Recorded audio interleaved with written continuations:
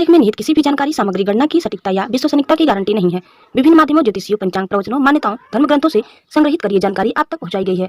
हमारा उद्देश्य महज आप तक सूचना पहुंचाना है। इसके उपयोगकर्ता इसे महज सूचना समझकर ही ले। इसके अतिरिक्त इसके किसी भी उपयोग की जिम्मेदारी स्वयं उपयोगकर्ता की ही रहेगी। नमस्कार दोस्तों, स्वागत है आप सबका आपके चैनल जी जायसवाल अद्भुत ज्ञान गंगा में।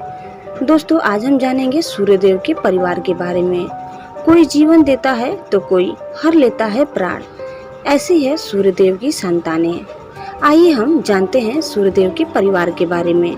लेकिन आगे बढ़ने से पहले आप इस चैनल में नए हैं तो प्लीज इसे सब्सक्राइब कर लें।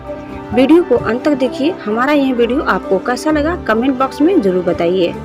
आइए अब हम आगे चलते हैं। रविवार को हम सूर्यदेव की पूजा करते हैं, पर क्या आप सूर्यदेव के परिवार को जानते हैं? चलिए मिलते हैं सूर्य की पत्नियों और संतानों से। सूर्यदेव का परिवार काफी बड़ा है। उनकी संज्ञा और छाया नाम की 2 पत्नियां और 10 संतानें हैं, जिसमें से यमराज और शनिदेव जैसे पुत्र और यमुना जैसी बेटियां शामिल हैं। मनु स्मृति के रचयिता वैवस्वत मनु भी सूर्यपुत्र ही हैं। सूर्यदेव की 2 पत्नियां संज्ञा और छाया हैं। संज्ञा सूर्य का तेज न सह पाने के कारण अपनी छाया को उनकी पत्नी के रूप में स्थापित करके तप करने चली गई थी।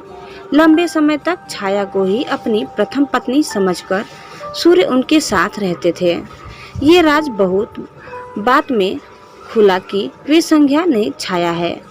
संज्ञा से सूर्य को जुड़वा अश्विनी कुमारों के रूप में 2 बेटों सहित 6 संतानें हुई, जबकि छाया से उनकी 4 संतानें थी।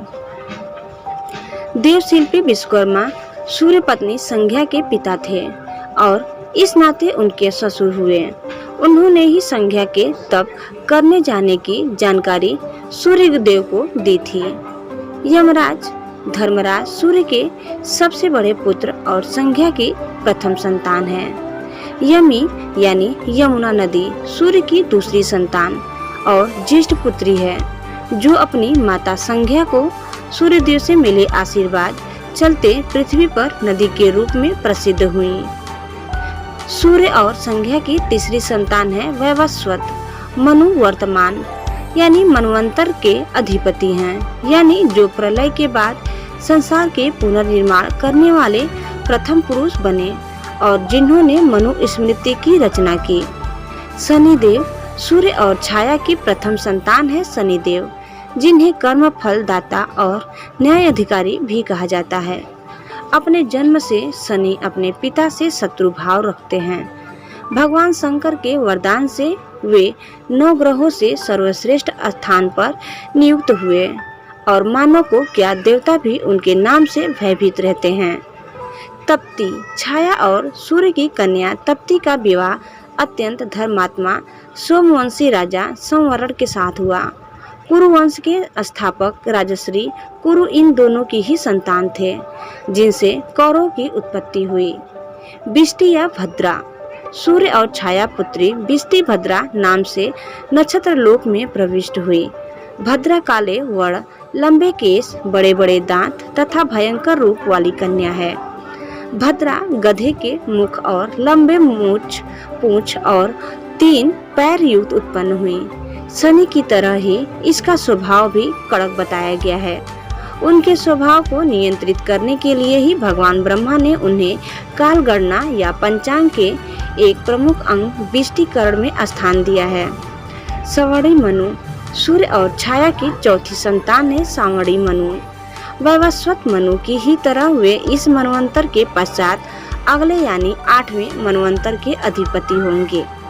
अश्विनी कुमार संज्ञा के बारे में जानकारी मिलने के बाद अपना तेज कम करके सूर्य घोड़ा बनकर उनके पास गए। संज्ञा उस समय अश्विनी यानी घोड़ी के रूप में थी।